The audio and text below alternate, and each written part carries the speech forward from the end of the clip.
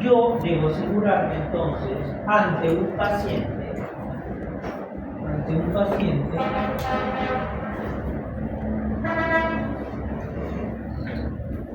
los signos vitales, que son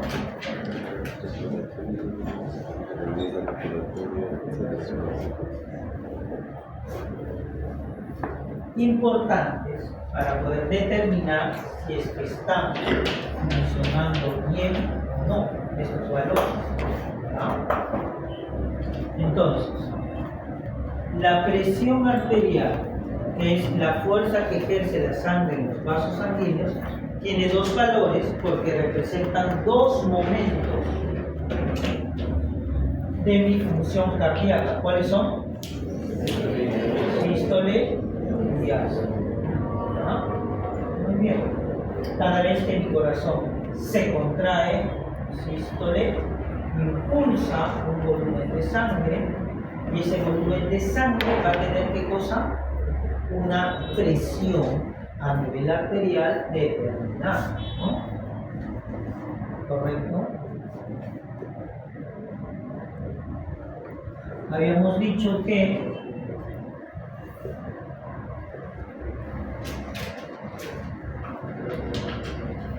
esa presión arterial es el producto del gasto cardíaco por la resistencia vascular periférica, ¿no?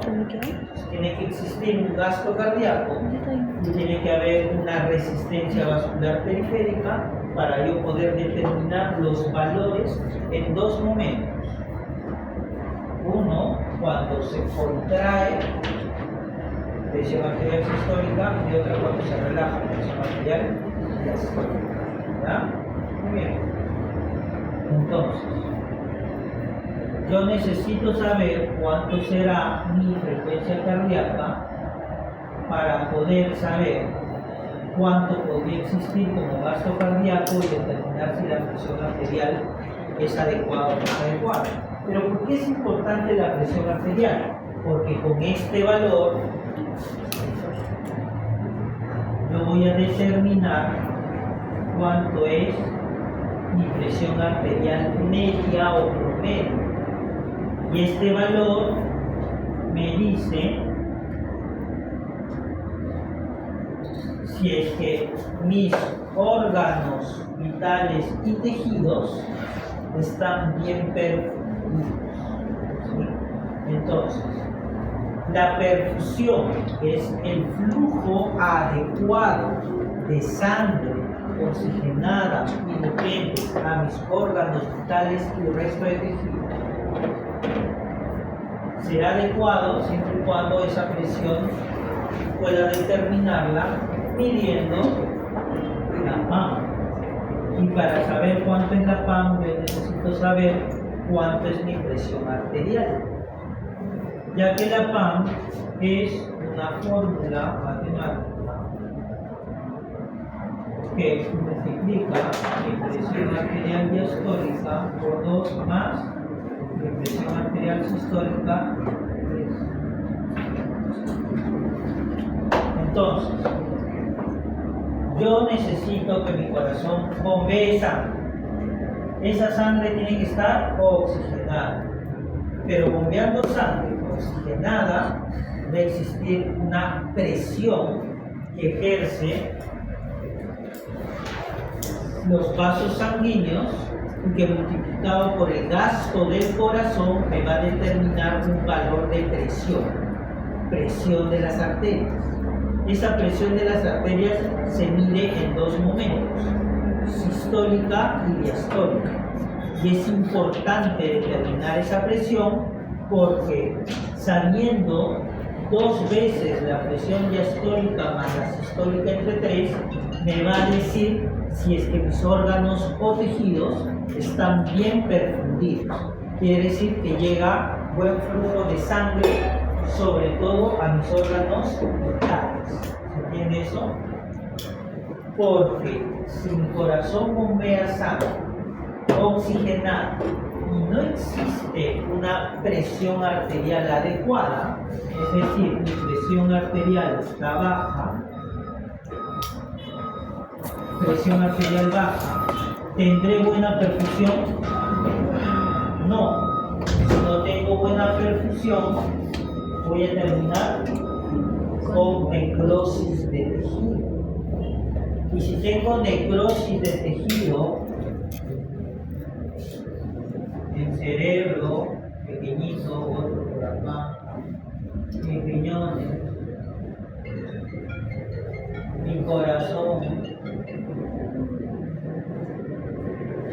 el funcionamiento va a ser insuficiente.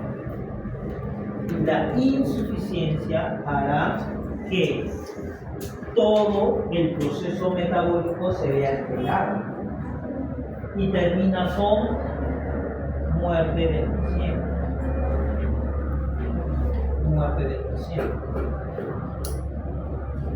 Entonces, ¿cuántas víctimas hubo al frente? ¿Uno nada más? Dos.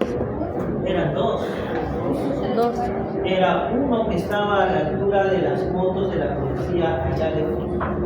Y el otro era a la altura del puente. Sino el que estaba a la altura de las motos por eso del lugar. Pero habían dos tapadas. ¿No? Se dice que atropellaron a un señor de limpieza y después pasó una moto y un carro y ¡pum! Un accidente aparentemente fue un choque. Parece, el otro no se Y el movía. otro A uno lo taparon y el otro no se movía. se tiró del puente, se suicidó. Bien, tenemos una víctima motociclista que choca un vehículo y la víctima sale Volando. La moto cae sobre el ¿Y se pavimento. tiró el puente? ¿Se tiró el Uno puente? parece que se tiró de un puente. Él dice que fue un Si una señor que estaba limpiando que lo víctima atropellaron. con Pero parece choque que Resulta lanzaron un en un puente. impacto que sale volando metros. Me da por delante, ideas. Lo vamos a ver en cinemática del choque sábado pues, es muy probable que ese paciente tenga un politraumatismo, ¿verdad? Que es muy diferente un policontuso, ¿verdad? ¿Cuál es la diferencia? Que el politraumatizado, la vida está en riesgo porque va a tener comprometido los sistemas vitales. Muchas veces es el sistema cardiovascular y el respiratorio. El cardiovascular y el respiratorio. ¿Qué puede suceder? Un traumatismo encefalocraneal. Impacta, la víctima cae al suelo, se golpea el cráneo, puede haber una fractura o ruptura de vaso sanguíneo interno y hace una hemorragia intracraneal. ¿Qué es una hemorragia? Es una pérdida de líquido o de sangre. Si pierdo sangre, ¿cómo estará mi presión arterial? Estará. Baja. Si pierdo sangre, ¿cómo está mi presión? Disminuida.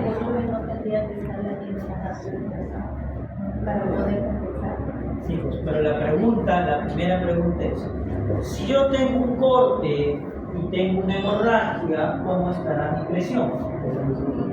Disminuida. ¿Sí? ¿Qué hará mi cuerpo para compensar esa pérdida? Mi corazón va a estar en taquicardia. Es decir, miren, si mi presión arterial está baja, ¿qué va a hacer mi corazón para subirla? Trabajar más. Va a ser taquicardia. ¿Qué cosa es taquicardia? Aumento de frecuencia cardíaca. Incremento de la frecuencia cardíaca. ¿Ah? Eso es si tuviera algún problema tipo shock séptico, etc. Pero en el caso de que sea un accidentado, ¿podrá su corazón hacer taquicardia? Inicialmente probablemente que sí. Digamos que no. Yo necesito subir la presión arterial. ¿Qué tendría que hacer? Darle un medicamento que me aumente la frecuencia cardíaca. Si yo aumento la frecuencia cardíaca, voy a aumentar mi gasto cardíaco y voy a subir mi presión arterial. Temporalmente, estoy seguro, pero al menos me hará llegar a la víctima hasta el hospital. ¿Ya? Si no tengo esto, ¿qué puedo hacer? Aumentar el volumen de inyección. Es decir, le pongo suero, le pongo volumen, le pongo sangre si estoy en un hospital. Es decir, le voy a restituir el volumen que ha perdido. Si está con una hemorragia, yo le tengo que meter fluidos, volumen. ¿De qué? Solución polielectrolítica, solución salina, cloruro de sodio, etc.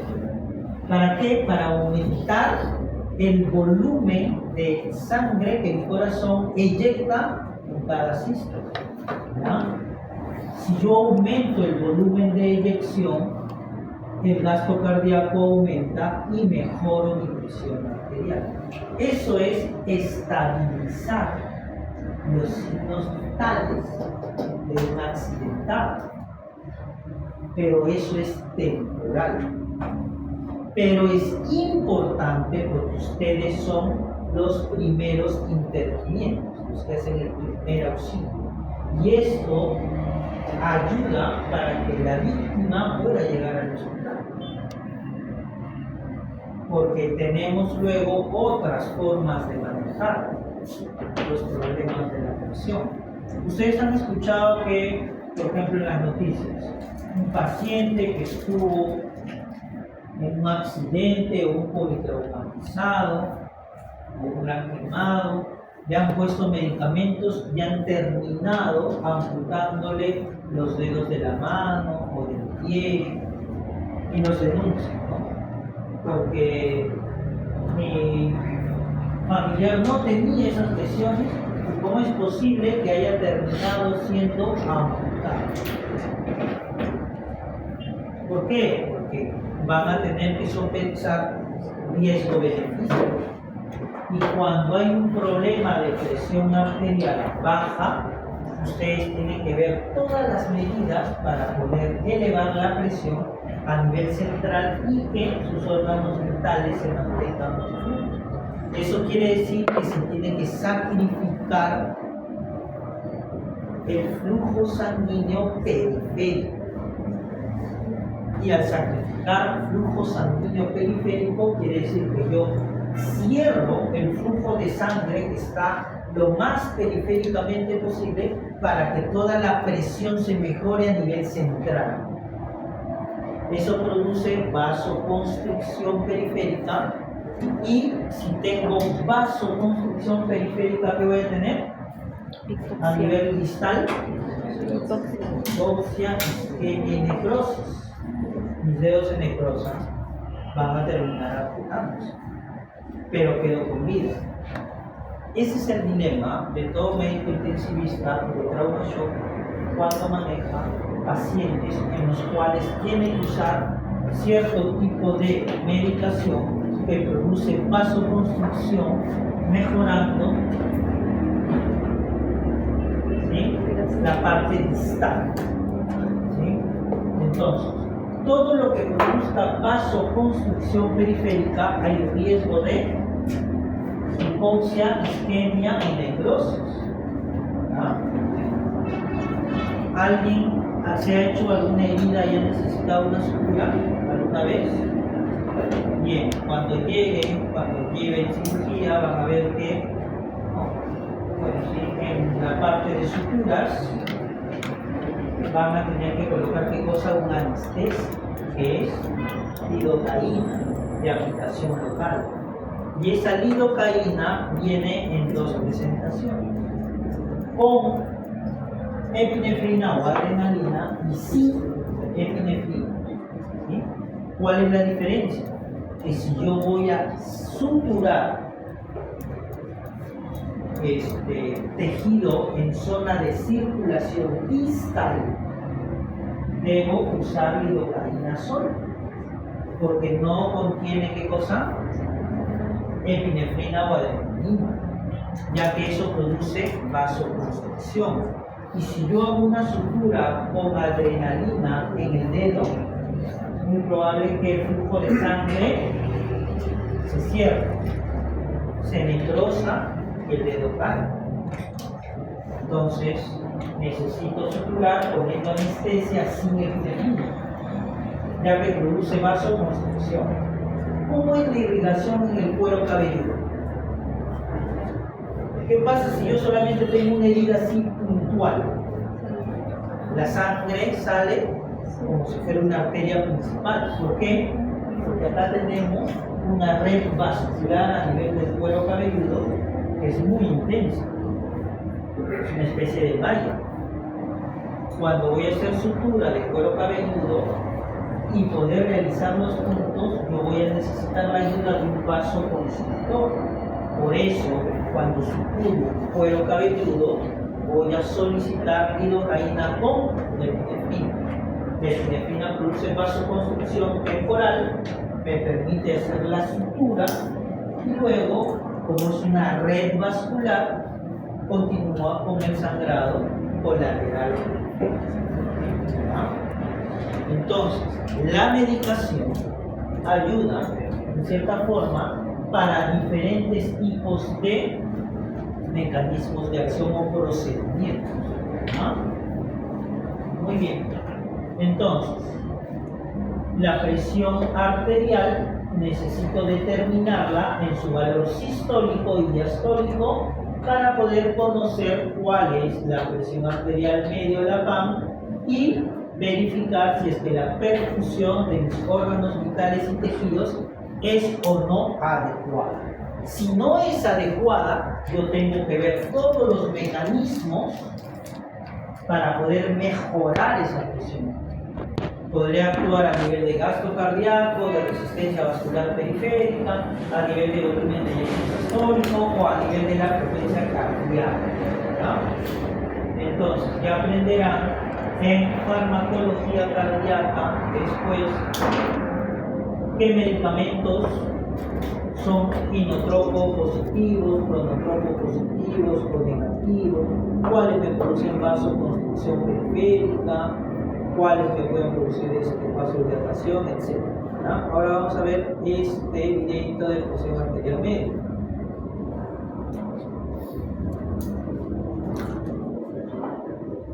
Los objetivos de este video van a ser 4. Vamos a hablar sobre la definición de presión arterial media. Vamos a hablar sobre la fórmula para poder calcularla.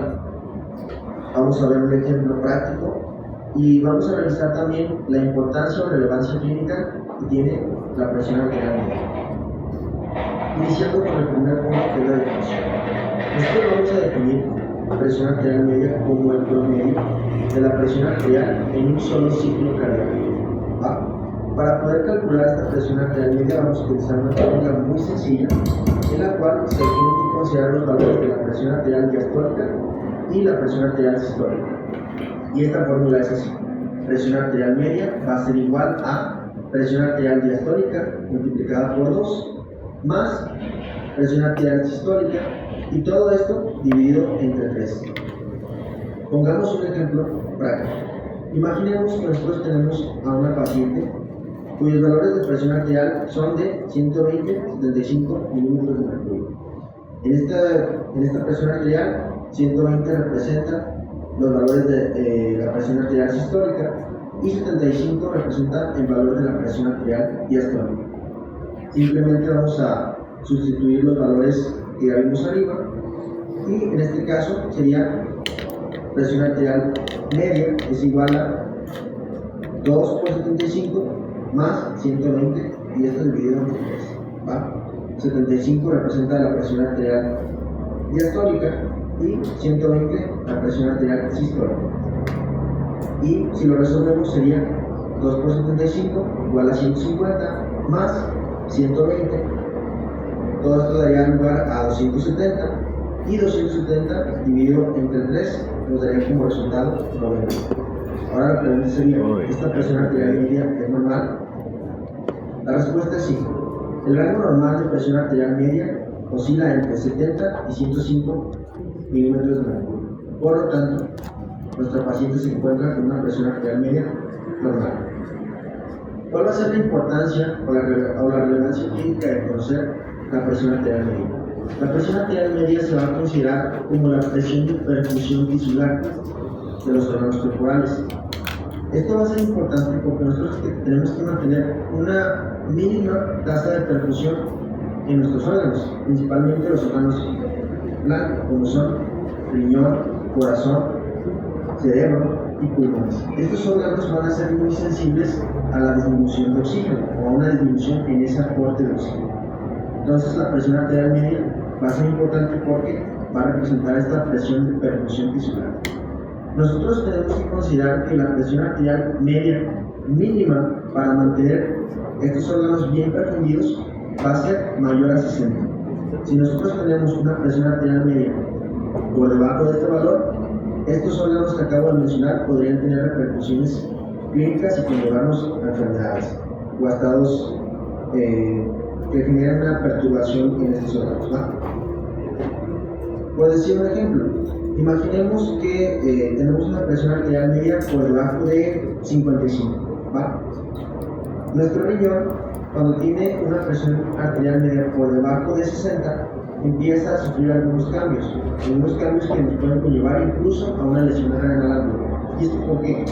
Precisamente nuestro riñón es un órgano que representa hasta el 22% del gasto cardíaco, ¿va? Esto quiere decir que en un minuto toda la sangre que bombea nuestro corazón, el 22% va a corresponder a la perfusión renal, ¿va? Entonces es un órgano que requiere mucho aporte sanguíneo, mucha perfusión sanguínea, y si hay una disminución en esto, pues las consecuencias van a ser graves para este riñón. Lo primero que va a ocurrir en nuestro riñón que empieza a ser hipoperfundido va a ser un estado de hipoxia, que se refiere a esta disminución en el aporte de oxígeno, esta disminución de oxígeno en este órgano. Y esta hipoxia se empieza a prolongar, puede conllevarnos a una isquemia, que es una falta en la irrigación transitoria de este órgano, haber una isquemia renal. Si esta isquemia se prolonga, puede conllevarnos a una necrosis, en este caso, necrosis tubular aguda. Esto quiere decir que las células, en este caso las nefronas, empezarían a morir. Esto quiere decir necrosis, muerte celular. Y de nuestras nefronas, las partes que van a ser más sensibles a estados de isquemia van a ser nuestro sistema tubular, por eso es necrosis tubular aguda, porque estas zonas empiezan a necrosar precisamente producto de la isquemia. Y la necrosis tubular aguda también nos puede conllevar a algo llamado lesión renal aguda, que ya es un estadio patológico en el cual la función renal de nuestro riñón se va a ver comprometida y disminuida. Esto lo vamos a explicar en otro video a más detalle, solamente es para ilustrar clínicamente cómo es que ¿Qué es entonces la presión de perfusión? ¿Mire usted qué es la presión de perfusión?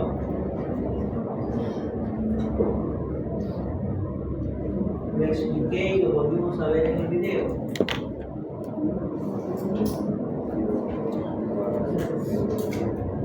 ¿Qué? Delegado.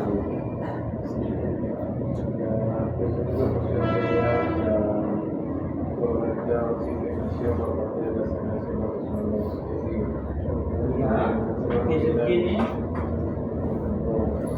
a través de la presión arterial media. Yo necesito saber dos valores: presión arterial sistólica y diastólica. Con esos dos valores yo determino la PAM, presión arterial media. ¿Y por qué me interesa determinar la PAM?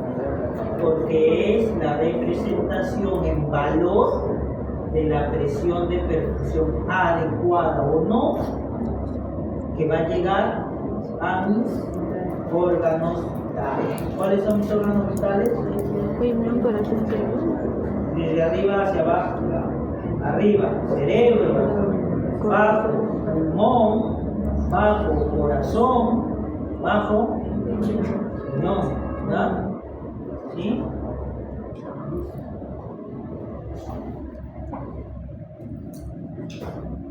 ¿Qué pasa si es que no están bien perfundidos? Se va a presentar hipoxia, que es Falta de oxígeno. de oxígeno en los tejidos, y eso condiciona que exista además isquemia y consecuentemente habrá necrosis o muerte de tejido, dependiendo del tejido que tenga una mala perfusión, y eso va a producir ¿qué cosa? Finalmente una insuficiencia de ese órgano, y si se mantiene la insuficiencia va a haber un colapso del sistema, ¿sí? Si es que hay insuficiencia respiratoria, habrá un colapso posterior de todo el sistema respiratorio. Si hay una insuficiencia cardíaca, habrá un colapso total del sistema cardiovascular. Si hay una insuficiencia en el funcionamiento del cerebro por hipoxia, ¿qué va a suceder? ¿Qué va a colapsar? ¿Qué función cumple el cerebro?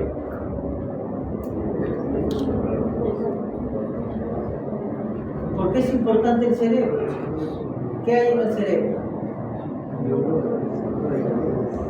¿Qué más? Están los centros reguladores. ¿De qué? De la respiración, ¿de qué más? De la temperatura. Están las zonas o áreas motoras. ¿Sí?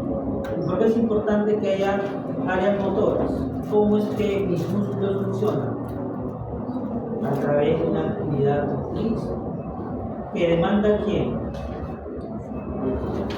El sistema nervioso central. ¿Cómo se divide el sistema nervioso? Central y periférico. Central y periférico. Y el central es, ¿cómo se subdivide?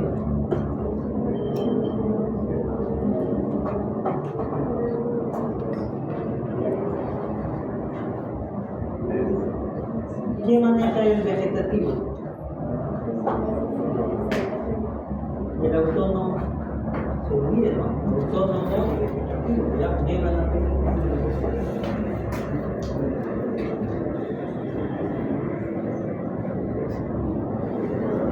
tipos de clasificación.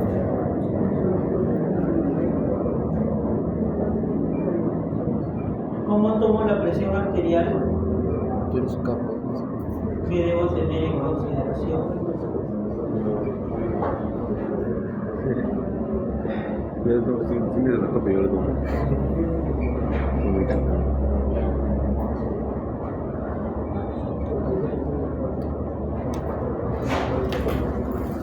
O haber ingerido cafeína y alimentos por lo menos 30 en arterial. El paciente tuvo que haber evitado actividad física, fumado o haber ingerido cafeína y alimentos por lo menos 30 minutos previos al procedimiento.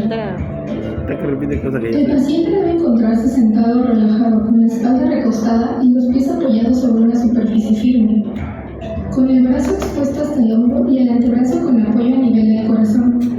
Al colocar el baumanómetro, primero debe de localizarse la arteria braquial y colocar este alrededor del brazo, una pulgada por encima del pliegue del codo. El bauma debe de ser de tamaño adecuado para cada persona. Un bauma pequeño puede sobreestimar la presión arterial, por otro lado, un bauma grande la puede subestimar.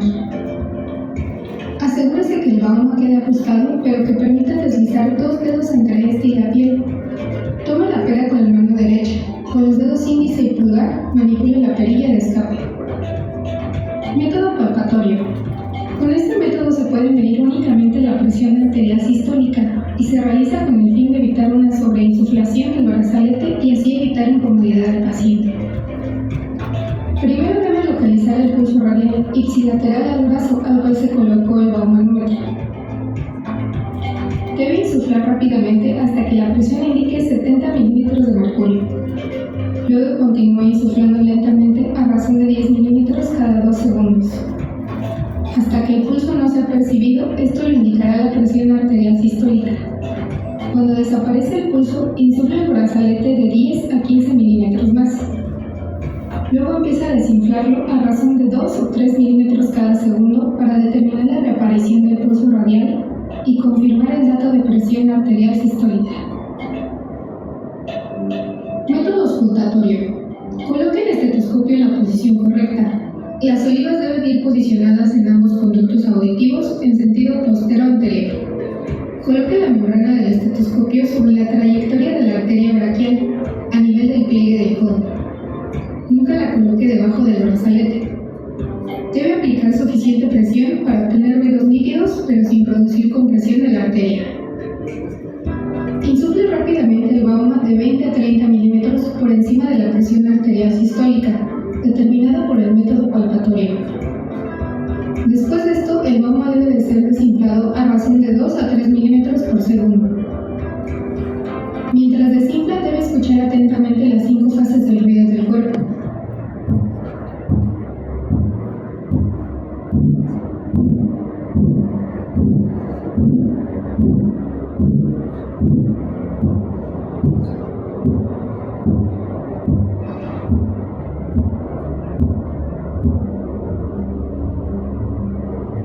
Para asegurarse de que se alcanzó la presión arterial diastólica, se debe continuar desinflando el Bauma 10 milímetros luego de la fase 5. Después de esto debe desinflar rápidamente el manguito hasta llevarlo a cero. Hasta la próxima, amigos de América. Ya, entonces vamos a volver a escuchar, ¿no? ¿Qué cosa es lo que escuchamos? Los ruidos de corazón. ¿Qué significa eso? Que al momento de tomar la presión arterial, yo voy a determinar en 5 fases cuáles son las presiones arteriales sistólicas y diastólicas. Y son los valores que se manifiestan en la fase 1 y la fase 5. Te voy a escuchar. Idealmente, cuando tomo la presión arterial, primero debería existir un silencio, luego un primer ruido que identifica la fase 1 de ruidos de Korotov, presión arterial sistólica. Se mantienen los ruidos con diferente intensidad y tono hasta que llega a la fase 5, en la que se escucha el último ruido y luego un silencio. Ese momento es el valor de la presión arterial diastólica. Vamos a escuchar de nuevo.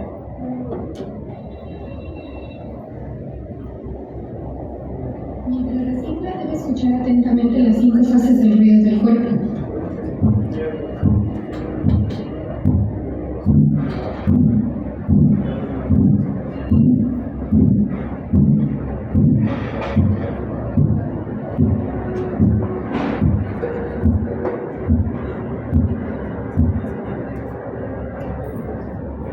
Para asegurarse de que se ¿Correcto?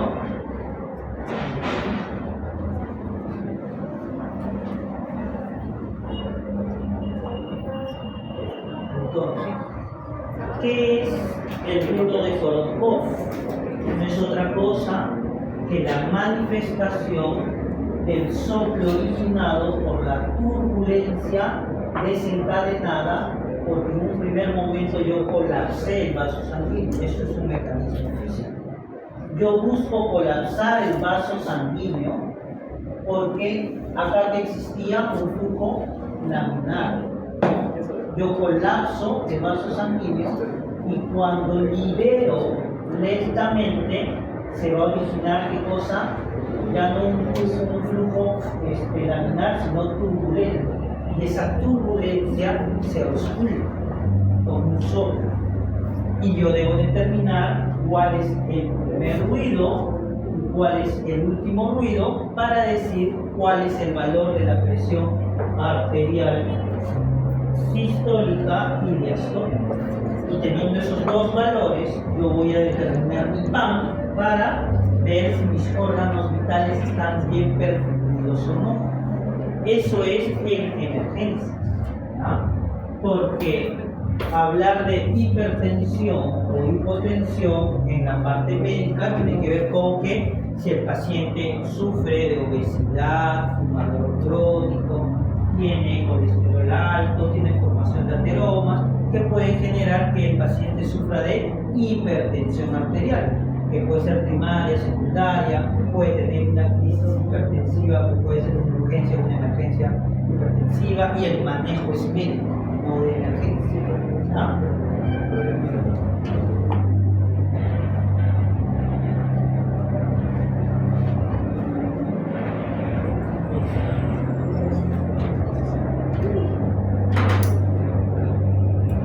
Entonces ponemos que es otra semana.